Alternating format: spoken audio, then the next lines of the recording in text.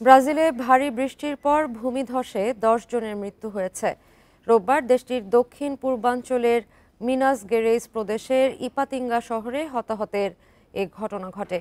নিখোঁজ রয়েছে 4 জন, তাদের সন্ধানে কাজ করছেন উদ্ধারকারীরা। এরই মধ্যে বাস্তুচ্যুতদের জন্য অস্থায়ী আশ্রয় কেন্দ্র স্থাপন করা হয়েছে। ওই এলাকায় 1 ঘন্টায় 80 মিলিমিটার বৃষ্টিপাতের পর বন্যা ও ভূমিধসের এ ঘটনা ঘটে বলে জানিয়েছে কর্তৃপক্ষ। এর ফলে এই এলাকায় জনসাধারণের জন্য 180 দিনের দুর্যোগপূর্ণ অবস্থা ঘোষণা করা হয়েছে।